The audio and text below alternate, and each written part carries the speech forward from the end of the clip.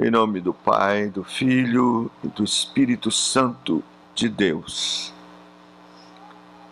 O poder do Espírito Santo, para a glória do Senhor Jesus Cristo, nós vamos abrir a santa e bendita Palavra de Deus em Isaías, no capítulo 53. Estamos fazendo exposição sequenciada deste livro e estamos nesse capítulo maravilhoso.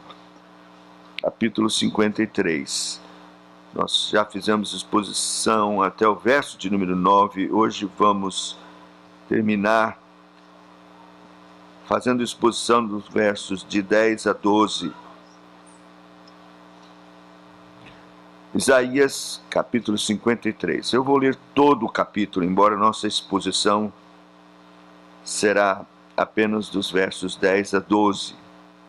Ouçamos com atenção, mesmo assentados, mas com reverência, interesse, amor, a leitura desse texto tão glorioso. Quem creu em nossa pregação? E a quem foi revelado o braço do Senhor? Porque foi subindo como renovo perante ele, como raiz de uma terra seca. Não tinha aparência, nem formosura. Olhamo-no, mas nenhuma beleza havia que nos agradasse. Era desprezado, o mais rejeitado entre os homens, homem de dores e que sabe o que é padecer. E como um de quem os homens escondem o rosto, era desprezado e dele não fizemos caso. Certamente ele tomou sobre si as nossas enfermidades e as nossas dores levou sobre si. E nós o reputávamos por aflito, ferido de Deus e oprimido. Mas ele foi traspassado pelas nossas transgressões e moído pelas nossas iniquidades. O castigo que nos traz a paz estava sobre ele, e pelas suas pisaduras fomos sarados. Todos nós andávamos desgarrados como ovelhas, cada um se desviava pelo caminho, mas o Senhor fez cair sobre ele a iniquidade de nós todos. Ele foi oprimido e humilhado, mas não abriu a boca. Como cordeiro foi levado ao matadouro, como ovelha muda perante os seus tosqueadores, ele não abriu a boca. Por juízo opressor foi arrebatado, e sua linhagem quem dela cogitou? Porquanto foi cortado da terra dos viventes, por causa da transgressão do meu povo foi ele ferido. Designaram-lhe a sepultura com os perversos, mas com o rico esteve na sua morte, posto que nunca fez injustiça, nem dolo algum se achou em sua boca. Todavia, ao Senhor agradou moê-lo, fazendo-o enfermar, quando der ele a sua alma como oferta pelo pecado. Verá a sua posteridade, prolongará os seus dias, e a vontade do Senhor prosperará nas suas mãos. Ele verá o fruto do penoso trabalho da sua alma e ficará satisfeito. O meu servo, o justo, com o seu conhecimento justificará a muitos, porque as suas iniquidades, ou as iniquidades deles, levará sobre si. Por isso, eu lhes darei muitos como sua parte, com os poderosos repartirá ele o despojo. Porquanto derramou a sua alma na morte, foi contado com os transgressores. Contudo, levou sobre si o pecado de muitos, e pelos transgressores intercedeu. Que Deus queira, por sua graça, aplicar sua bendita palavra ao nosso coração. Vamos orar, pedir isso a Deus. Ó Senhor, humildemente, com temor e tremor no nosso coração, porque estamos diante de um texto, Senhor, tão extraordinário, como toda a tua palavra é extraordinária. Mas, Senhor, esse texto em especial toca o nosso coração, porque trata em detalhes do sofrimento, da obra vicária de Cristo em nosso favor. Ah, Senhor, dá-nos a graça de compreendermos pelo menos um pouco das profundas e gloriosas verdades contidas nesse texto. Que o Teu Espírito Santo opere no nosso coração, porque sem Ele não podemos compreender absolutamente nada. É Ele quem abre o nosso entendimento, ilumina a nossa mente, é Ele quem revela as verdades do Senhor, e é Ele quem opera com poder para que esta verdade possa operar o que precisa ser operado na nossa vida. Tem compaixão. Oramos que Tu operes agora aquela manifestação de Espírito e poder, ó Deus, tomando a minha vida como pregador e a vida de cada um que vai ouvir a Tua palavra. Senhor, faz esse momento um momento precioso, ímpar, um momento singular, um momento em que o Senhor há de se manifestar com graça, misericórdia e poder na vida dos seus, para a Tua glória. Tem misericórdia, nós sabemos que o inimigo é real, ele está rondando, buscando ocasião de tragar, de atrapalhar, de roubar a semente, mas nós oramos como o anjo do Senhor nos ensinou na luta que teve com ele. O Senhor te repreenda, Satanás. E oramos, ó Deus, para que então só o Teu Espírito esteja operando aqui. Tem misericórdia. Em nome do Senhor Jesus é que nós oramos. Para a Tua glória. Amém.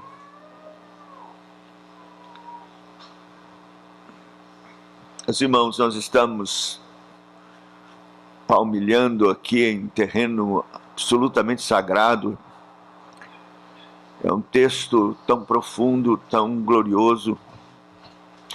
É certo que não vamos esgotar em absoluto as verdades tão profundas deste texto. Quando falamos do Calvário, tateamos a superfície, não temos como penetrar. É algo tão glorioso, tão profundo, tão extraordinário.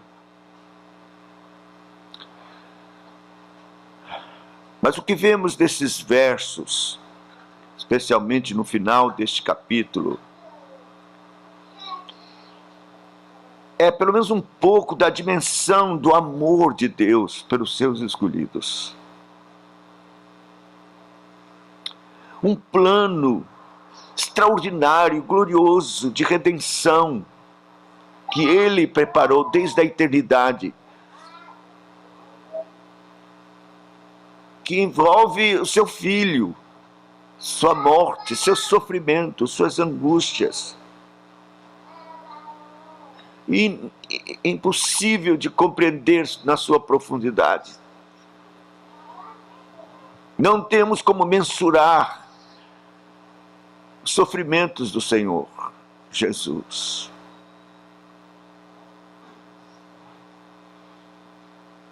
Mas o texto fala que não foi em vão. Ele trata de resultados extraordinários que Ele mesmo, o Senhor Jesus, haveria de aferir com o seu sofrimento, que envolve a glória do Pai, a salvação do seu povo escolhido.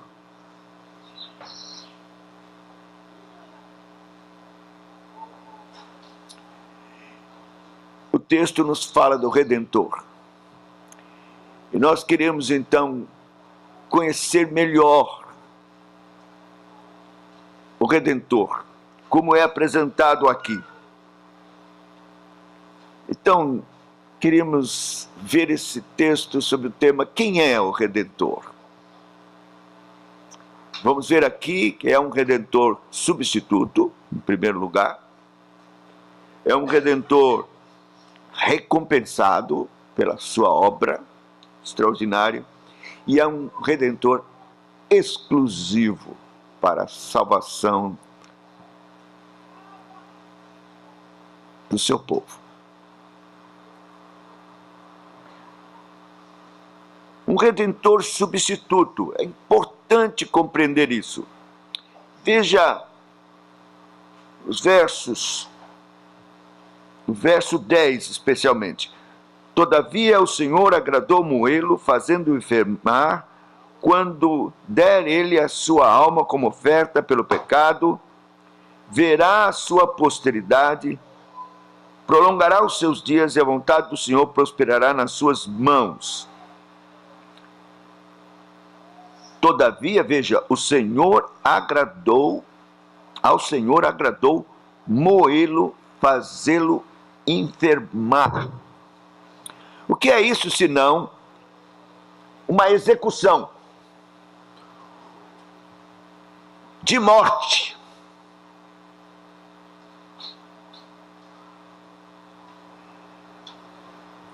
Fruto da justiça de Deus, por causa da sua santidade. Porque, meus irmãos, Deus é santo. E porque é santo, é justo. E se não for justo, não é santo. Mas ele é santo, então ele é justo. E como Deus justo não contemporiza com o pecado, ao contrário, o pecado suscita a sua ira e a sua justiça. E nós somos pecadores. Este é o problema. Então a santidade de Deus é linda, é maravilhosa, é gloriosa, mas é problema, é ameaça para nós pecadores. Foi essa a experiência de Isaías, no capítulo 6, quando teve aquela visão extraordinária. Ele teve a visão da santidade do Senhor. Os serafins clamavam: Santo, Santo, Santo é o Senhor dos exércitos.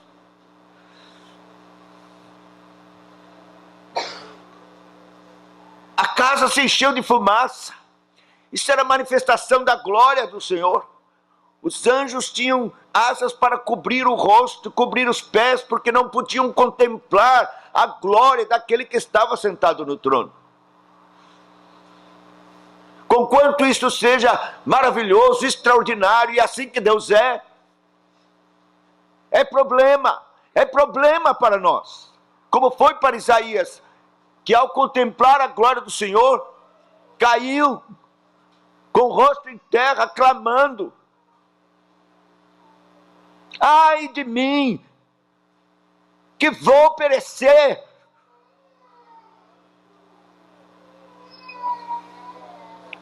Porque diante da glória de Deus, seus pecados afluíram. Ele foi tomado de uma profunda convicção de pecados. E viu que não havia outra saída. Ele tinha que perecer, caso contrário, estaria comprometida a glória, a santidade e a justiça daquele que estava no trono. E ele sabia que isso não iria acontecer, e que ele tinha que perecer. E quando ele diz ai, você precisa entender este ai. Não é só simplesmente uma convicção de pecados, e de que havia de perecer, ser extinto, como alguns pensam. De certa forma, isso não é tão terrível quando as pessoas ensinam que o que vai acontecer no juízo de Deus é simplesmente a extinção de pecadores, quando vão morrer, simplesmente morrer, serem extintos.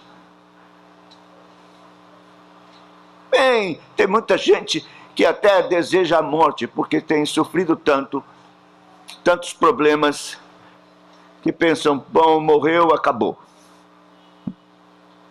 Mas não, este ai do profeta é um ai que implica uma condenação eterna, inferno, tormento, aflições, angústias eternas. Ele sabia, o profeta tinha consciência, já Deus lhe havia revelado pelas Escrituras uma pena eterna, um inferno, uma condenação justa para pecadores. Deus estabeleceu esta condenação quando disse no Éden, certamente morrerás. E esta morte não é simplesmente extinção, mas é morte eterna. Este é o juízo para quem pecou contra um Deus eterno, penas eternas. Então, ai de mim, é de fato uma convicção de pecados e também da condenação eterna no inferno.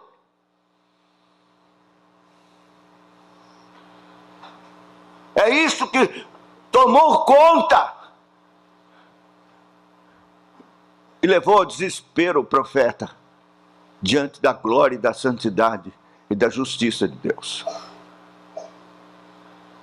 E é bom entender que todos estamos nesta complicação, porque todos somos pecadores, filhos de Adão.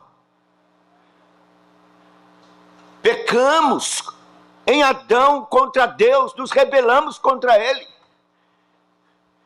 e herdamos dele a condenação, a morte eterna. O inferno é uma realidade certa para pecadores como nós.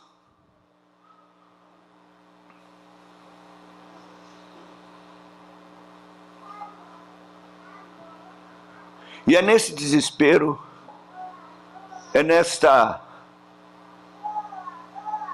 situação aflitiva e angustiosa, por causa da justiça certa de Deus, que a solução vem do altar. Desse altar aqui descrito, o altar da expiação, o altar onde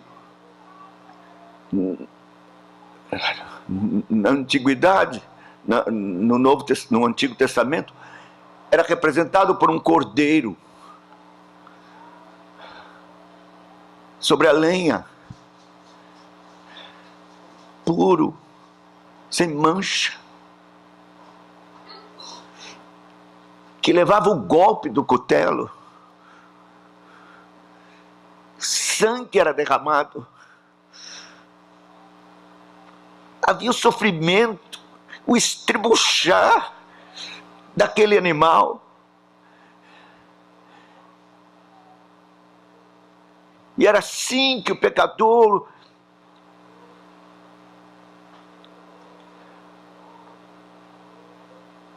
pelas mãos do sacerdote, na cabeça daquele animal, confessando os pecados, era perdoado. Suas culpas eram expiadas pelo sangue e pela morte sacrificial daquele animal. Mas nós sabemos que não era o sangue daquele animal, mas o que ele representava. Aquele sangue representava o sangue de Cristo, do Filho do Deus bendito, o Cordeiro de Deus que haveria de vir.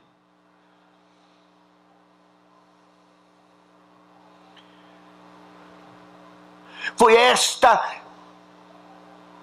esperança, convicção e fé que trouxe o perdão, o alívio para o profeta naquela angústia e desespero. E então isso aqui que estamos vendo, o que o profeta anteviu, agora nós já sabemos, aconteceu há 2000 anos atrás. De fato, o Filho do Deus bendito, segunda pessoa da Trindade, o Logos eterno, aquele que esteve com o Pai em luz inacessível, assentado num alto e sublime trono, porque foi ele que Isaías viu na sua glória e poder, se humilha, esvazia-se, torna-se figura humana, verdadeiro homem, verdadeiro Deus, puro, santo, Filho unigênito do Pai, manifestando a sua glória e poder. Foi obediente até a morte, e morte de cruz. E então o que nós vemos é que este Redentor, providenciado pelo Pai, santo, santo, puro, humano, divino, perfeito, é colocado como cordeiro no altar de madeira, a cruz, a cruz. E então, ele é moído pelo Pai, ele é ferido por Deus, ele é executado pela justiça de Deus como pecador que nunca pecou, mas que nos substitui, que toma o lugar do seu povo para receber a justiça devida por causa dos nossos pecados. Essa substituição é preciso ser compreendida. Ele morreu uma morte vicária, substituta. Muitos pensam que a morte de Cristo foi assim representativa por toda a humanidade, por cada homem existente na terra, indistintamente. Que ele substituiu a humanidade. Não é verdade. A Bíblia não ensina isso. Ele substituiu seu povo, os escolhidos de Deus. A morte de Cristo foi substitutiva, não foi representativa, mas substitutiva, vicária, é isso que quer dizer o termo. Ele tomou o lugar do seu povo, da sua igreja, das suas ovelhas.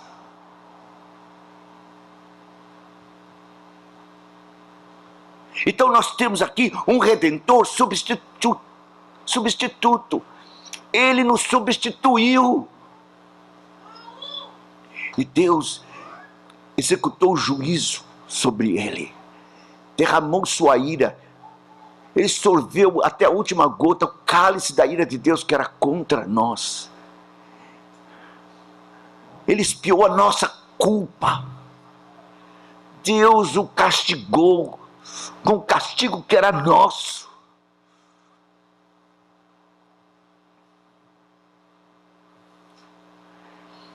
Então,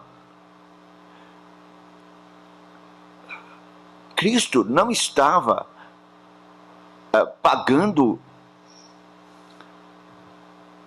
um preço a Satanás para nos redimir. Por favor, não pense nisso. Eu tenho visto já pessoas, inclusive vídeos que circulam aí, de que Cristo pagou um preço a Satanás para a nossa libertação. Não!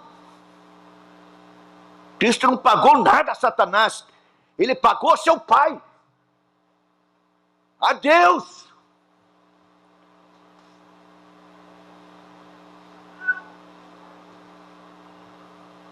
Foi Deus quem o matou. Usando os romanos, os judeus, eles, claro, vão ser responsabilizados, sim, por seus atos, mas foi Deus quem matou. Deus matou seu filho, Deus o executou, Deus o fez enfermar, Deus exerceu sua ira, seu juízo sobre ele, porque estava exercendo sobre nós, seu povo. A morte do Senhor Jesus Cristo foi substitutiva. Ele foi um redentor substituto. Você precisa compreender isso.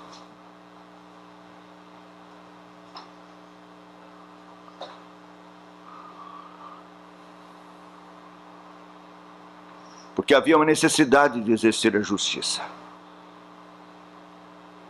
Era preciso e era necessário um redentor perfeito, divino e humano. E Cristo se ofereceu. Ele foi o Cordeiro de Deus, executado para a nossa redenção. Porque ele recebeu o nosso castigo, o nosso juízo, a justiça que merecíamos. E eu peço que você, por favor, entenda. Isso não tem a ver só com a morte natural. Isso é parte do juízo de Deus. Tem a ver com morte espiritual, eterna. Ele, na cruz, levou o juízo em todas as suas dimensões, inclusive dimensão eterna. Ele sofreu o inferno, ele desceu ao Hades na cruz. Ele sofreu nosso inferno. Para aqueles que creem, não há mais morte, não há mais inferno, não há mais castigo, não há mais juízo. Ele recebeu em nosso lugar, ele sorveu até a última gota o cálice da ira de Deus. Assim, para os que creem, não há mais condenação. Porque ele foi um redentor substitutivo, substituto. Mas, em segundo lugar, nós vemos no texto que ele é um redentor recompensado. Isso é tão precioso e tem a ver com uma doutrina também gloriosa da vocação eficaz. Veja, o texto diz assim: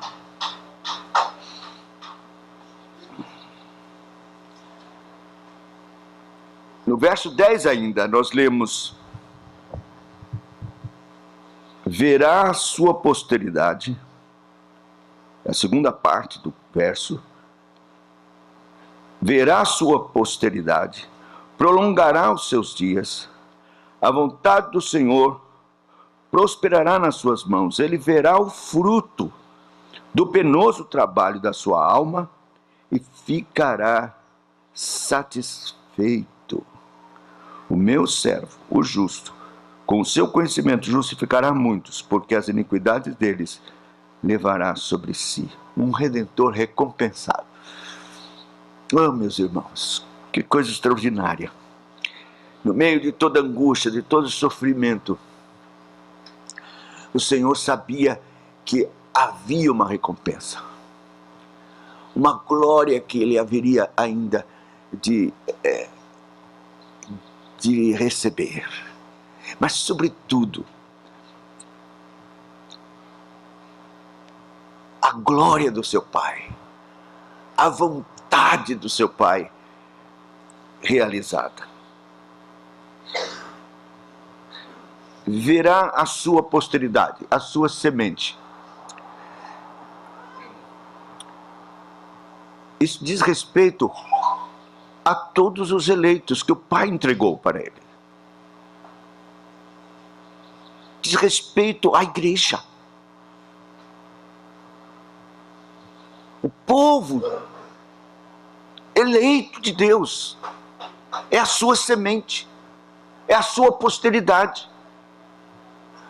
Todos aqueles que o Pai escolheu na eternidade e que Ele haveria de substituir, levar seus pecados, expiar a culpa e salvá-los e redimi-los. E pela sua ressurreição, renová-los, regenerá-los, dar-lhes a condição de serem chamados filhos. Esta é a semente. Crentes, filhos e filhas de Deus, um povo que não se pode enumerar, grandes e pequenos, lavados do seu sangue, redimidos, feitos santos, libertos do pecado de Satanás e do mundo, um povo santo, zeloso de boas obras, sua posteridade, sua igreja.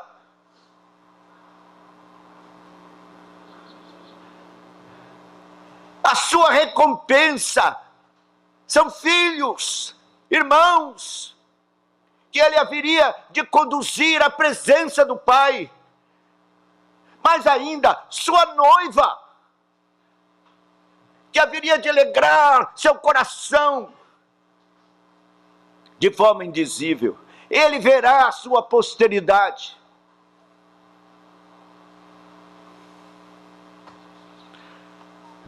Prolongará os seus dias. Isso tem a ver com a sua ressurreição. Claro, Deus não morre. A segunda pessoa da Trindade, eternamente, não tem princípio nem fim, mas como mediador, como filho do homem, como um de nós, como nosso irmão mais velho, é prometido a ele a ressurreição, o prolongamento dos seus dias. E isto não só para ele, mas para nós, porque a ressurreição do Senhor tem uma grande implicação para nós. A palavra de Deus chega a dizer que ele ressuscitou ao terceiro dia para a nossa justificação, como diz a Escritura.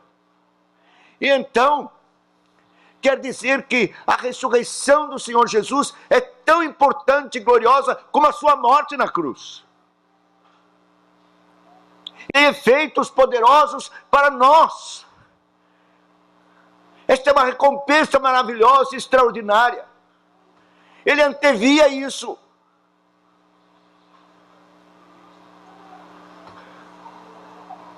É bom que tenhamos sempre em nossa mente os alvos, os objetivos, o ideal no coração do nosso amado Salvador.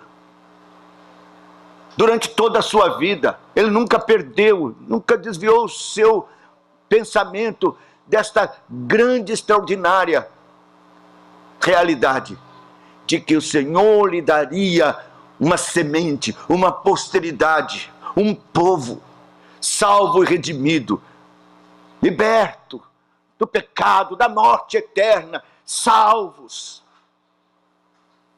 Isso o animou, isto o levou, o encorajou a enfrentar a cruz e tudo mais, esta santa e gloriosa recompensa.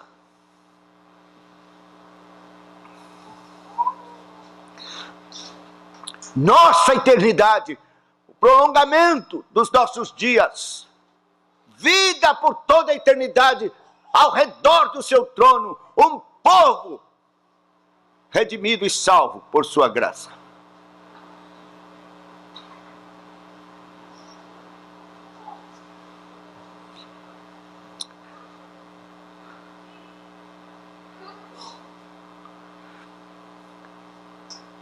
Mas a palavra de Deus diz assim: prolongará os seus dias, e a vontade do Senhor prosperará nas suas mãos. Meus irmãos, qualquer ministro, qualquer um que se dispõe ao serviço do Senhor, ao ministério, a pregar a palavra de Deus, a servir a Deus, a realizar um ministério, o seu maior desejo é cumprir a vontade do Senhor. Antes de subir a esse púlpito, a minha oração é: Senhor, quero cumprir a tua vontade. Dá-me cumprir a tua vontade, fazer a tua vontade, pregar segundo a tua vontade. Ah, Senhor, que por minha instrumentalidade a tua vontade se manifeste no meio do teu povo, da congregação, daqueles que o Senhor amou desde a eternidade. Oh, Senhor, dá-me que eu cumpra minha vida ministerial fazendo a tua vontade. Esse é o desejo de cada ministro, porque esse foi o desejo do coração do Senhor Jesus Cristo. Ele cumpriu a vontade do Senhor. Era isto que o consumia: fazer a vontade do Pai, obedecer ao Pai em tudo e cumprir o seu propósito eterno. Desde o momento em que na eternidade, no concerto eterno, o Pai entrega o livro com os nomes de todos aqueles que Ele escolheu antes da fundação do mundo. O livro que veio a se chamar Livro da Vida do Cordeiro, que Ele recebeu solenemente na eternidade.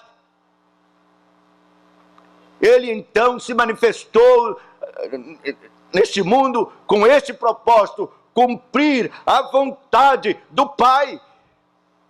E Ele o fez perfeitamente. Não deixou a desejar absolutamente nada. Como perfeito que era, cumpriu perfeitamente a vontade de Deus. Nós não conseguimos. Nós, ministros, queremos, mas lutamos com os nossos pecados, negligências, omissões. E cumprimos aqui e ali, com dificuldade, a vontade do Senhor, e com defeitos e comprometimentos sérios. Mas Ele não, Ele cumpriu perfeitamente a vontade do Pai até o fim. E ali na cruz obedeceu, cumpriu perfeitamente a vontade do Pai. Realizou aquilo que o Pai havia planejado. A redenção de um povo. Ele cumpriu a vontade do Pai. O maior desejo do coração de Cristo, o Filho, era a glória do seu Pai. Por isso ele obedeceu, por isso ele cumpriu a vontade do Pai. Ele sabia que a vontade de Deus é boa, perfeita, agradável.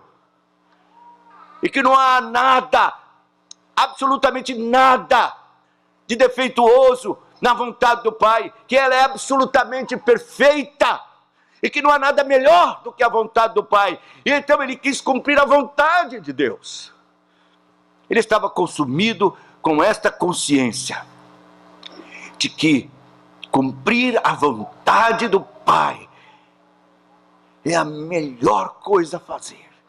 Ver a sua glória, sua vontade realizada, seu nome glorificado, santificado entre os homens. Oh, se pudéssemos compreender isso, pelo menos um pouco mais, já que não podemos fazê-lo com perfeição, mas buscar, entender que é isso que Deus deseja para cada um de nós. Ele nos criou para a sua glória, para fazer a sua vontade, para cumprir a sua vontade.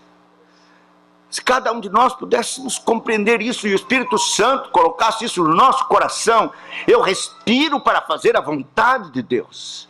E quero até o fim, até o meu último suspiro, cumprir a vontade do Pai, agradá-lo, glorificá-lo, porque foi assim que meu Salvador fez.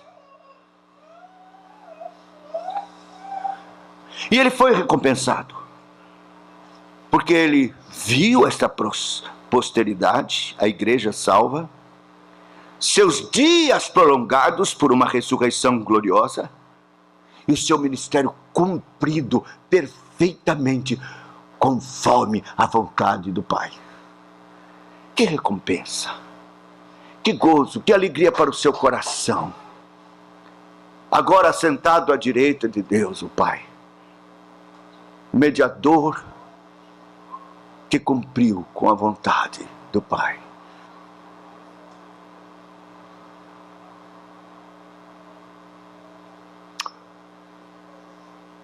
O texto diz: verá o resultado do penoso trabalho da sua alma e ficará satisfeito.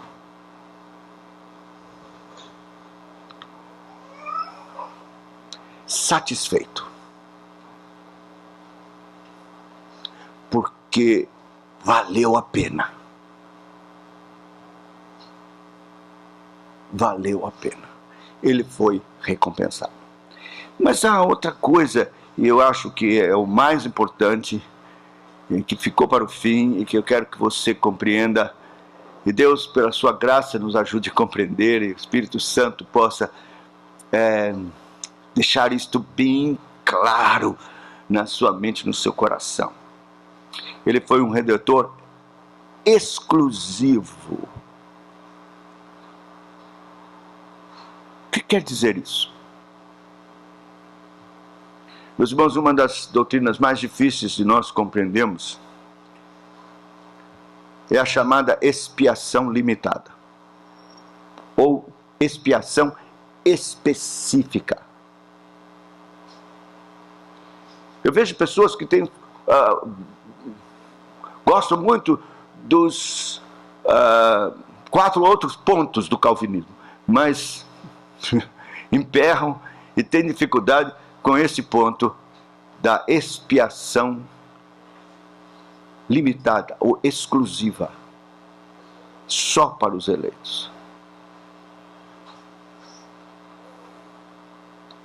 Um senso de justiça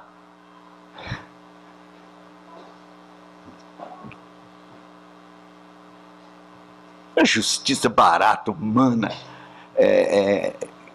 absolutamente defeituosa, pecaminosa, limitada, ignorante, que nós temos, atrapalha a compreendermos a expiação limitada. E eu digo, é um senso de justiça insolente. Porque quando você recusa aceitar a expiação limitada ou a vontade de Deus, conforme está revelada nas Escrituras quanto à obra de Cristo, você está questionando a justiça de Deus. E quem é você para questionar a justiça de Deus? Quem é a sua justiça? Qual é a sua justiça? Meus irmãos, a palavra de Deus nos ensina que Ele é um redentor exclusivo. Veja, Ele verá o fruto do penoso trabalho da sua alma, verso 11, e ficará satisfeito. O meu servo, o justo, com seu conhecimento justificará muitos, porque as iniquidades deles, desses muitos, levará sobre si. Por isso, eu darei muitos como sua parte, e com os poderosos repartirá ele o despojo. Porquanto derramou a sua alma na morte, foi contado com os transgressores, contudo levou sobre si o pecado de muitos, não de toda a humanidade, de muitos, e pelos transgressores intercedeu. Ora, esse é um texto. Nós temos muitos outros textos nas Sagradas Escrituras que falam claramente que a morte de Cristo não foi pela humanidade inteira, por cada homem indistintamente existindo na terra, mas pelos eleitos, pelos muitos eleitos. Isto é extremamente importante compreender. Veja, ele verá o fruto do penoso trabalho da sua alma e ficará satisfeito. Começa por aí. Quer dizer que ele ficou satisfeito porque nenhuma gota sequer do seu sangue foi derramada em vão. Imagine se ele poderia ficar satisfeito, se ele derramou seu sangue e milhares, na verdade a grande maioria não aproveitou nada. Derramou seu sangue e isto resultou em nada para a grande maioria. Só uma pequena parte, de fato, aproveitou. Ele ficaria satisfeito? Não ficaria não. Mas ele ficou satisfeito, porque todo o sangue que derramou foi absolutamente aproveitado. Foi em favor dos eleitos e todos serão salvos. Não foi em vão. Nem uma gota sequer do seu sangue foi derramado em vão. Meus irmãos, imaginem. Deus é perfeito. E ele realizou uma obra perfeita. Sem defeito algum. Sem qualquer comprometimento. Nenhuma falha.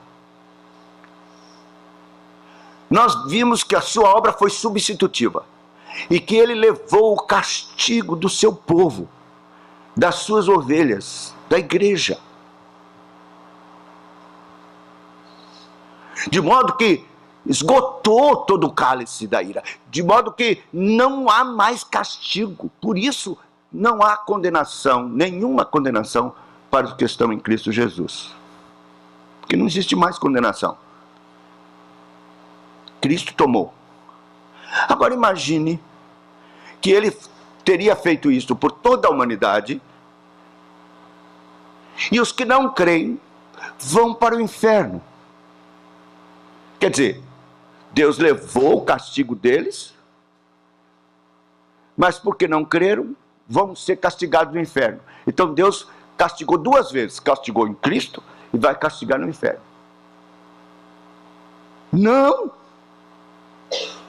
Não, Deus não castiga duas vezes.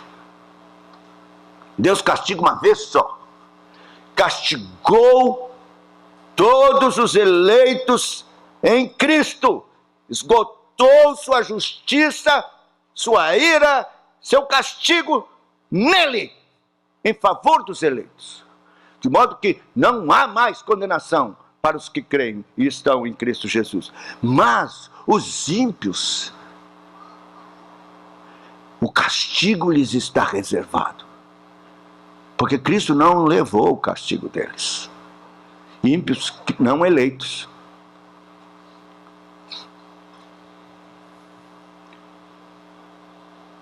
Há muitos ímpios eleitos, que Cristo morreu por eles, e que pela proclamação do Evangelho virão, e receberão a justificação, que eles têm direito. Eles não sabem, mas saberão pela proclamação do Evangelho. Por isso que não sabemos quem são os eleitos. Deus não nos deixou saber. E deixou a ordem de proclamar o Evangelho a toda criatura. Mas nós sabemos que somente os eleitos serão salvos. O Redentor foi, portanto, exclusivo em favor do seu povo.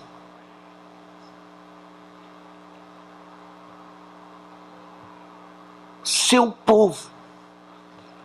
Veja, Mateus.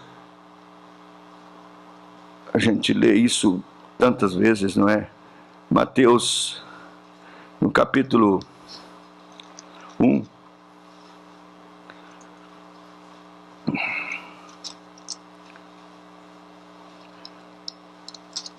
Veja o verso de número...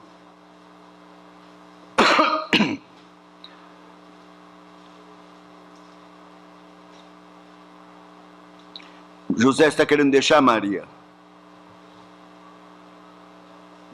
Ele está confuso. Mas era um homem justo. E ele então arquitetou um plano: vou deixá-la secretamente. Eu gosto muito disso. Eu vejo José, o amor de José para com Maria. É um exemplo. Sabe por que ele pensou em deixá-la secretamente? Só um parênteses aqui. Ele pensou em deixá-la secretamente porque ele quis levar a culpa. Ele iria fugir, e então todo mundo ia pensar: ele fez o mal e foi embora. E Maria ficaria livre da censura. Era um homem justo. Mas então o Senhor apareceu em sonho para ele, verso 20: enquanto ponderava nestas coisas, eis que lhe apareceu em sonho um anjo do Senhor, dizendo: José, filho de Davi, não temas receber Maria, tua mulher, porque o que nela foi gerado é do Espírito Santo. Ela dará à luz um filho, e lhe porás o nome de Jesus, presta atenção, porque ele salvará o seu povo dos pecados deles. Não o mundo, não. Ele salvará o seu povo dos pecados deles. E não é só judeu, não. Nós já aprendemos e entendemos que o povo são os eleitos, judeus e gentios, de toda parte do mundo que Deus tem escolhido. Salvará o seu povo. E se nós olharmos para Efésios, no capítulo 5,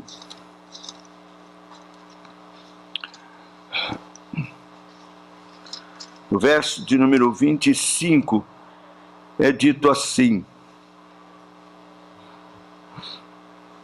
maridos, amai vossa mulher, como também Cristo amou a igreja, e a si mesmo se entregou por ela. Veja, ele se entregou por sua igreja. Mas nós temos mais textos. Nós podemos ver isto, é uma sequência que eu vou apresentar sem comentar, porque não tenho tempo, esse é parte de um outro sermão, mas eu faço questão. E João, no capítulo 6, a partir do verso 37, ele vai falar qual era a vontade do Pai para ele. Isto é, ele tinha consciência por que veio. João 6,37: tudo aquele que o Pai me dá, esse virá a mim, o que vem a mim, de modo nenhum lançarei fora, porque eu desci do céu, não para fazer a minha própria vontade, sim a vontade daquele que me enviou. E a vontade de quem me enviou é esta, que nenhum eu perca de todos os que me deu. Pelo contrário, eu ressuscitarei no último dia. Veja, ele está consciente de que ele veio para cumprir a vontade do Pai, e a vontade do Pai é que ele não perca nenhum dos que o Pai lhe deu. Tem gente que pensa, ele está falando dos discípulos. Ah, é? Se ele estiver falando dos discípulos, só os discípulos vão ressuscitar no último dia, porque ele diz: e eu ressuscitarei no último dia. Não, ele está falando de cada eleito, todos os eleitos de Deus. Essa é a vontade do Pai. Para isso ele veio, para morrer por eles. Se nós abrirmos no capítulo 8, ele vai falar a respeito desses eleitos como sendo aqueles que são de Deus. Veja o verso 47 do capítulo 8. Quem é de Deus, ouve as palavras de Deus. Por isso não me dás ouvidos, porque não sois de Deus. Ele está falando dos eleitos. Estes são de Deus. Estes vão ouvir. Os que não são de Deus não vão ouvir. No capítulo 10, mais especificamente, ele fala a respeito da sua obra vicária, substitutiva e de redenção em favor das ovelhas. O verso de número 10.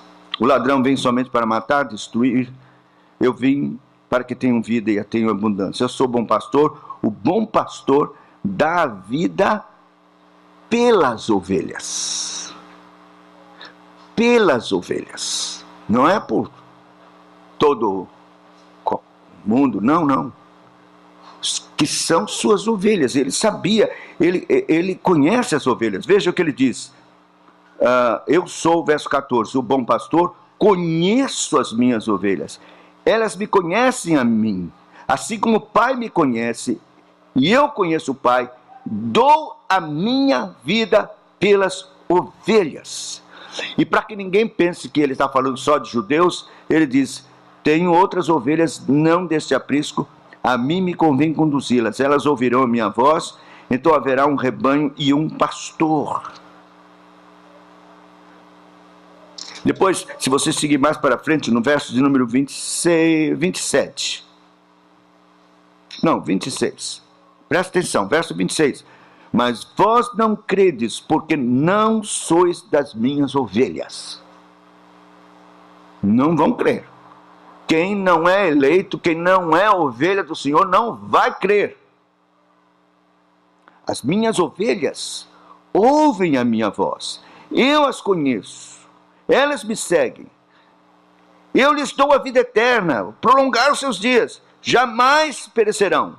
Ninguém as arrebatará da minha mão. Aquilo que o Pai me deu é maior do que tudo, e da mão do Pai ninguém pode arrebatar. No capítulo 11, ele vai chamar os eleitos de ovelhas tresmalhadas. Capítulo 11, veja o verso de número 51. Vou ler o 50 também. Nem considerais que vos convém que morra um só homem pelo povo, e que não venha a perecer toda a nação? Isso foi a profecia de Caifás. Ora, ele, diz o evangelista, ele não disse isso de si mesmo, mas sendo sumo sacerdote naquele ano, profetizou que Jesus estava para morrer pela nação, e não somente pela nação, mas também para reunir em um só corpo os filhos de Deus que andam dispersos. Os eleitos são chamados de filhos de Deus que andam dispersos. Por esses é que Cristo morreu.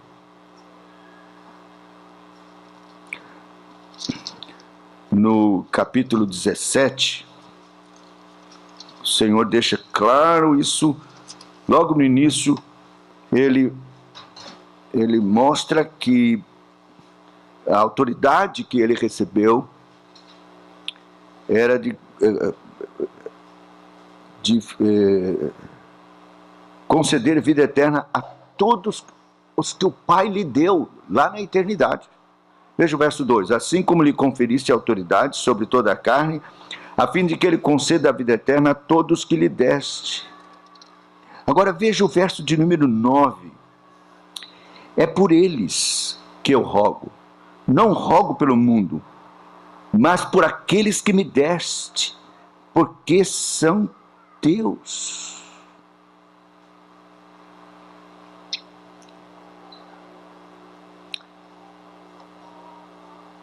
Os que me deste são teus, é o teu povo, são minhas ovelhas, são filhos dispersos, são os que são de Deus.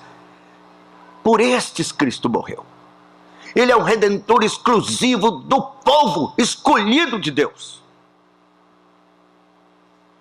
Eu sei que muita gente, quem sabe você esteja agora aqui pensando, meu Deus, então pode ser que Cristo não tenha morrido por mim.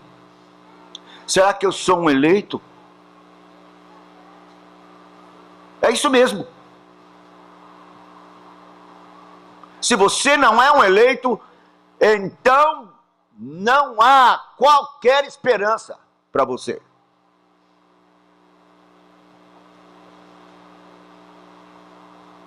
Você já recebeu a condenação de Adão. Ela está sobre a sua cabeça justamente. Mas eu gosto, os puritanos diziam assim, e eu repeti isso e vou repetir 1 milhão de vezes, que é tão maravilhoso. Os puritanos quando lançavam essa dúvida sobre as mentes, os corações, eles não tinham a menor dificuldade de fazer isso, porque eles sabiam que o Espírito Santo estaria trabalhando naqueles que são eleitos de Deus. Então eles diziam: há duas marcas no eleito, uma na orelha e outra no pé, ou nos pés. Na orelha, as minhas ovelhas ouvem a minha voz.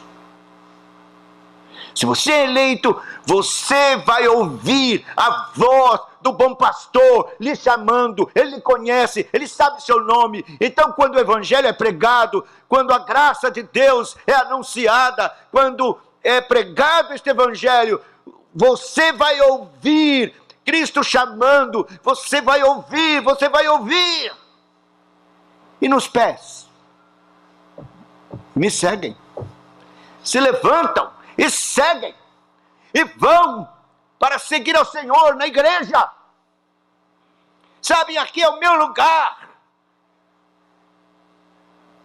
Eu quero seguir a Cristo.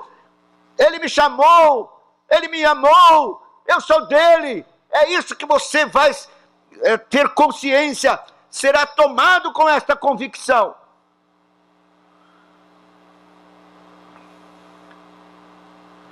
E eu vou dizer uma coisa para você: não pense que existirá algum eleito dizendo: eu queria tanto crer e não consigo. Coisa nenhuma. O não eleito não crê, não quer crer, tem raiva de quem crê e não vai crer nunca. Porque ele é contra Deus. Ele prefere o mundo, ele prefere os prazeres, ele prefere o pecado, ele ama o mundo e o pecado. E é escravo de Satanás e tem prazer nisso mesmo. Despreza Deus e as coisas de Deus. Se você está aqui, é um bom sinal de que você de fato é um eleito de Deus. E não pense que foi por você mesmo, não. Porque é a graça de Deus que traz os eleitos. Veja, o texto diz assim, voltando para o nosso texto.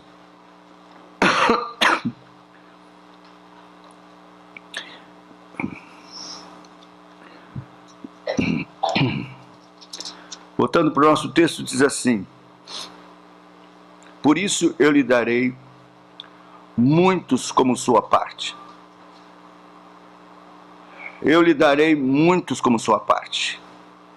Com os poderosos repartirá ele o despojo. Eu lhe darei muitos como sua parte. Deus vai dar. Deus vai dar. Esses por quem ele morreu virão pelo poder de Deus, da graça, por obra do Espírito Santo de Deus, que opera a vocação eficaz. Então os eleitos virão. Eu vou dizer, eu sou um evangelista, é o que eu sou, sempre fui. Nunca deixei de ser, porque Deus me chamou para isso. Mas eu tive muitas experiências na minha vida. Antes de conhecer o Evangelho da Graça, a fé reformada e esta doutrina da vocação eficaz, eu me esforçava, acreditando que eu tinha que fazer alguma coisa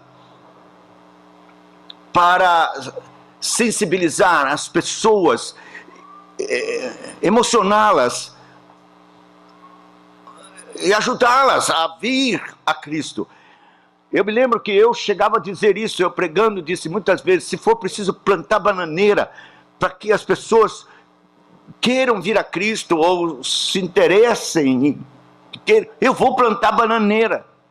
Isso, meus irmãos, era uma convicção absolutamente errada. Era fruto de um pregador angustiado. que achava que estava sobre ele o peso e a responsabilidade de mover as pessoas e sensibilizá-las para vir a Cristo. Eu sofria e ficava angustiado quando eu não via ninguém ao apelo. Eu pensava, eu pequei, eu tenho alguma coisa errada que eu fiz. Um pregador angustiado, porque achava que estava nas minhas mãos e que era obrigação eu fazer alguma coisa para sensibilizar as pessoas e fazê-las se interessar. E quando não se interessavam, eu punha culpa na minha performance, na forma de pregar. Alguma coisa está errada, o que foi que faltou? Mas quando eu compreendi essa verdade, foi como chegar num porto seguro, foi um alívio. Porque não depende de mim, não. Eu quero pregar com fidelidade a palavra de Deus. Isso sim depende de mim. Pregar com fidelidade a palavra de Deus, pregar da cruz de Cristo, do seu sofrimento, da sua agonia, da sua dor, do poder do seu sangue precioso, da graça maravilhosa de Deus, do seu amor para com pecadores. Mas eu não me iludo mais. Eu não posso fazer ninguém vir a Cristo. Deus fará pelo Espírito Santo, Deus fará pelo poder da palavra de Deus, Deus fará. Ele vai chamar, virão. E aqueles que são do Senhor virão. Posso pregar mal, posso de fato falhar em alguma coisa na pregação, mas se a verdade de Deus foi pregada, virão. O apóstolo Paulo chega a dizer que importa se alguém pregue até por inveja, qualquer outra coisa.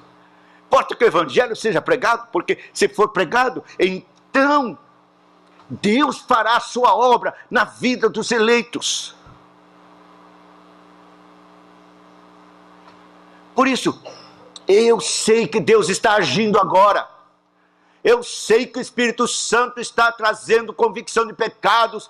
Deus está falando a cada coração dos seus eleitos. Deus está mostrando o que Cristo fez por você. E por último,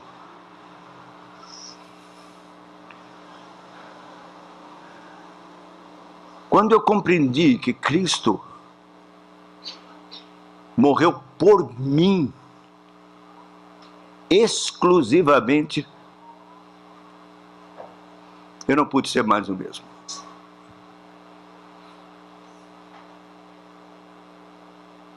Porque uma coisa é você pensar, ele morreu representativamente por cada um da humanidade, ele tornou possível a salvação, e quem quiser então pode pegar e ser salvo. Bom, eu aproveitei, peguei, estou salvo. Mas não é isso não.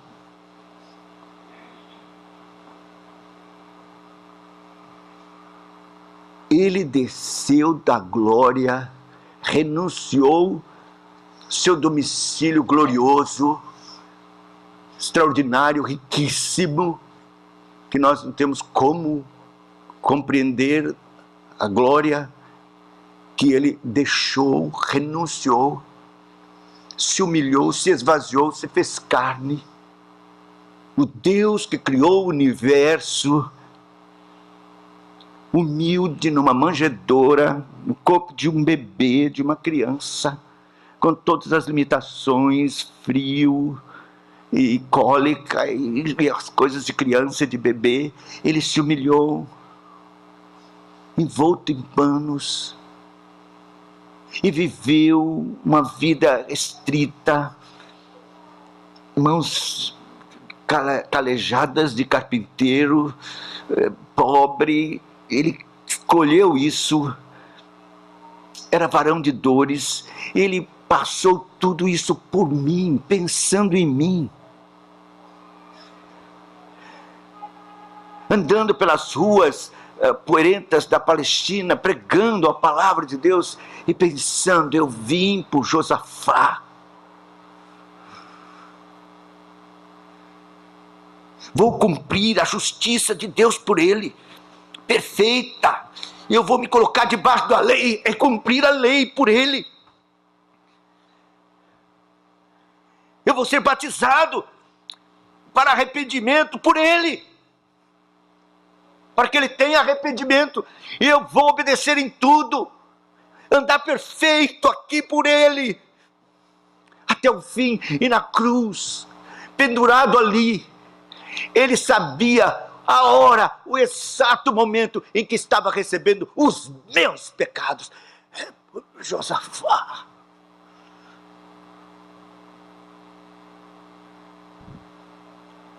E isso por você. Seu nome pronunciou entre gemidos na cruz. Mas como? Há tantos Josafá. E eu que me chamo Maria, José. É tanta gente que... Como eu queria saber? Ele era Deus, querido. Ele era Deus. Não há problema para Deus. Por isso ele tinha que ser Deus. E durante aquelas 3 horas, ele levou os pecados de todos os eleitos. E ele balbuciou entre gemidos o nome de cada um. Como Deus, não faltou um sequer. Ele sabia exatamente por quem estava morrendo na cruz. Veja que o apóstolo Paulo diz no livro de Gálatas, no capítulo 2,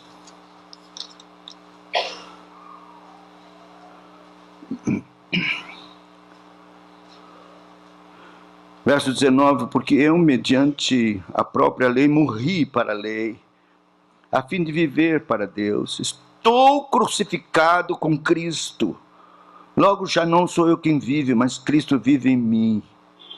E esse viver que agora tenho na carne, vivo pela fé no Filho de Deus, que me amou e a si mesmo se entregou por mim. O apóstolo Paulo tinha plena convicção da morte exclusiva de Cristo em favor dos seus eleitos, em favor dele, pior dos pecadores, maior, como ele mesmo dizia. Então, você tem que dizer também, se há um eleito: ele morreu por mim. E eu vou dizer, a hora que você compreender isso, vai ser tão chocante, tão forte. Se você meditar nisso, orar sobre isso, e realmente Deus lhe revelar essa verdade, você não poderá ser mais o mesmo. Você não pode continuar sendo um crente relapso, como você tem sido. Você não pode continuar vivendo essa vida tão indiferente, tão rala, tão superficial, sem comprometimento. Não pode, não pode. A morte específica do Senhor faz com que você desmaie e se prostre. E ouça como ouviu o conde de Zinzendorf no passado: morri na cruz por ti, que fazes tu por mim?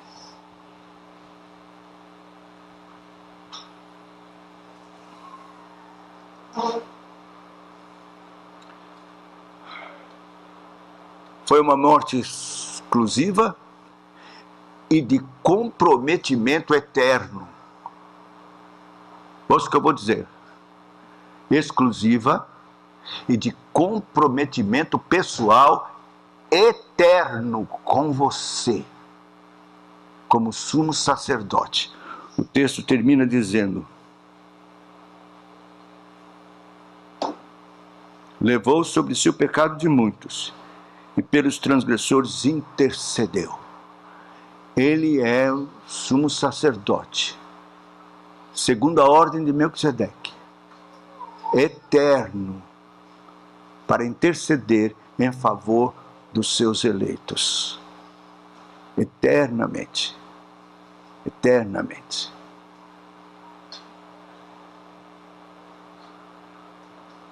Ó querido, eu espero que Deus, pelo Espírito Santo, esteja falando ao seu coração. Que o Espírito Santo lhe revele claramente, de forma bem nítida e clara na sua mente, Cristo lhe substituindo lá na cruz do Calvário, recebendo o seu castigo, o seu juízo, de modo que não sobrou mais ira, não sobrou mais castigo. Você está em Cristo, nenhuma condenação mais há, diz a palavra de Deus. Romanos capítulo 8, versículo 1. Segundo, ele foi recompensado. Cristo não morreu em vão.